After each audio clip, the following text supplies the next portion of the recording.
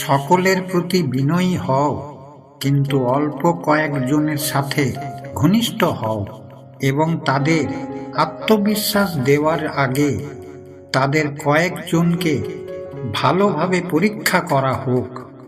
আমরা বিশ্বাসের সাথে যা আশা করি তা একটি স্বপূর্ণ ভবিষ্যৎবাণী হয়ে যায়।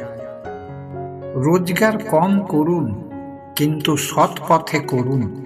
বন্ধু বান্ধব কমবে, তবে আত্মসম্মান বাড়বে। আত্মবিশ্বাস সাফল্য আনে না, কিন্তু জীবনে প্রতিযোগিতার মুখোমুখি হওয়ার শক্তি যোগায়। আত্মবিশ্বাসের সাথে সমাজে মাথা নিচু করে নয়, মাথা উঁচু করে বাঁচুন। কখনো এমন কাউকে বিশ্বাস করো না যে তোমাকে মিথ্যে বলে, আর কখনো এমন কাউকে মিথ্যে বলো না যে তোমায় বিশ্বাস করে।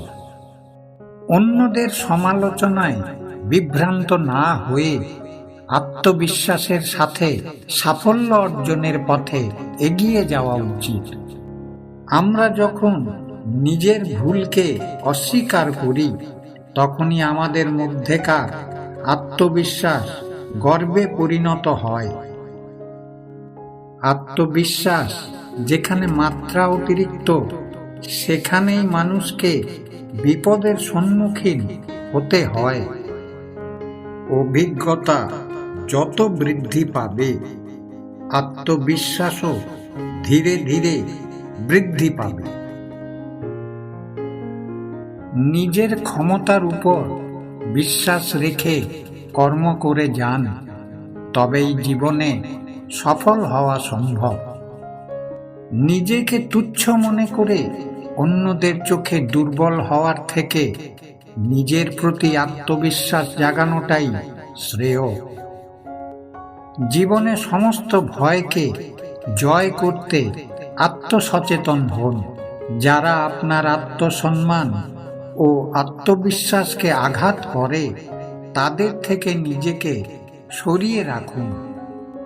নিজের প্রতি যদি বিশ্বাস থাকে, তাহলে আপনার সম্পর্কে কে কি ভাবছে তা নিয়ে চিন্তা করে অযথা সময় নষ্ট করতে যাবেন না। সাফল্য তাদেরকেই ধরা দেয় যারা আত্মবিশ্বাসী। আত্মবিশ্বাস আসে স্নেহশীলতা, ভালোবাসা থেকে।